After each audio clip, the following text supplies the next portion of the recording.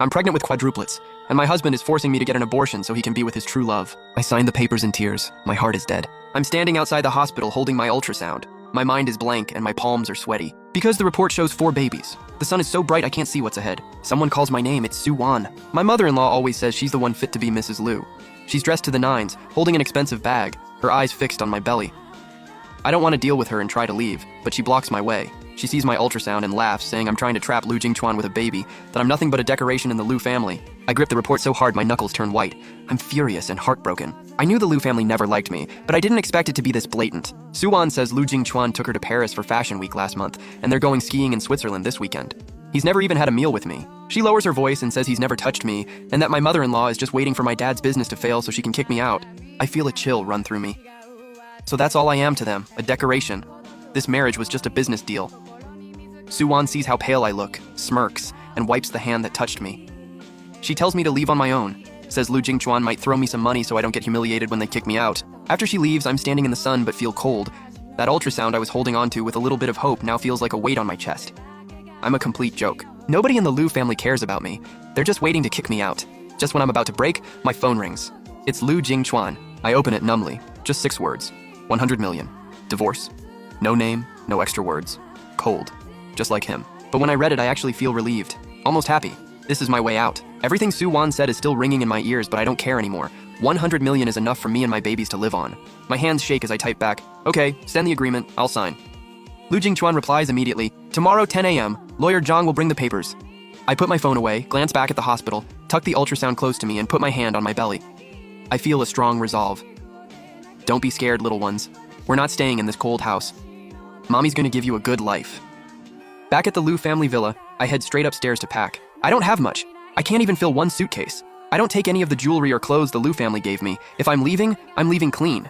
I don't want what they gave. They never had what I actually needed. The next day, lawyer Zhang arrives on time. He hands me the agreement and tells me to read it carefully, but I cut him off. I ask for a pen, flip to the last page, and sign. I ask him when the money will be transferred. Lawyer Zhang is stunned for a second. He says within an hour after signing. I stand up, grab my suitcase, and tell him goodbye, and that I never want to see him again. I walk out of the villa with my back straight. The sun feels warm on my skin. The villa behind me and all those people who look down on me, they're not my problem anymore. A new life for me and my babies is right ahead. An hour later, a bank notification comes through.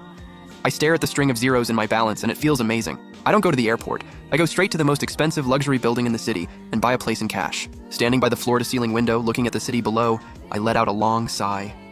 Once I'm settled in, I call my mom. The second I say mom, my voice cracks. She immediately knows something's wrong and asks if someone's been hurting me. I cover it up, saying I just missed her. After I calm down, I tell her I've divorced Lu Jingchuan. She goes quiet for a moment, then asks again, worried, if I was pushed into it. I lie and say it was my decision, that we weren't right for each other.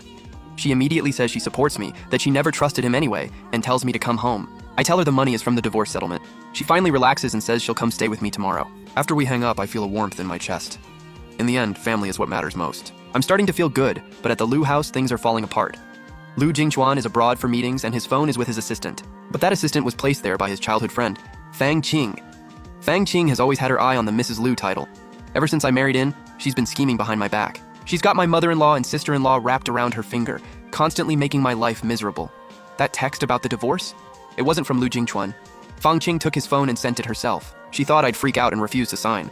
Then she could play the hero in front of him and make him hate me even more.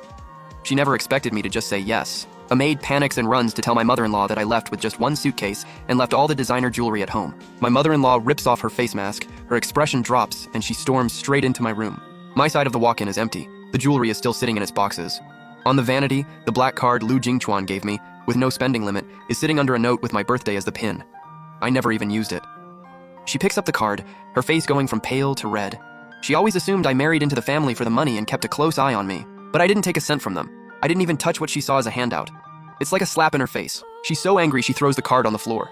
Just then, the maid comes to say Fang Qing is at the door. She tries to compose herself, ready to have Fang Qing come in, but then her face darkens and she shouts at the maid to call me back. The maid stammers that I've already left. My mother-in-law's voice shoots up. She says since it's Fang Qing's first time dining at the house, as the young lady of the Liu family, which I technically still am, I should be here to serve. She orders the maid to call me immediately and tell me to come back and cook for Fang Qing. The maid doesn't dare say no and dials my number. I see the name Liu family maid and pick up. After hearing what she says, I let out a cold laugh. I calmly and firmly tell her to pass along a message. I've divorced Lu Jingchuan. I'm not a part of the Liu family anymore, and I'm not obligated to serve anyone. I tell them not to contact me again. Then I hang up and block the number. The maid stammers back to my mother-in-law with my response. She's shaking with rage and smashes a teacup on the floor. She screams that I'm an ungrateful brat, that I ate their food and used their money for years, and now I'm acting high and mighty the second I'm out the door. She swears I'll regret it. Just then, her daughter Lu Yao walks in, sees the mess, and asks what's going on. My mother-in-law fumes about how she told me to come back and cook, and I refused. Lu Yao just rolls her eyes and tells her mom to not even bother with me.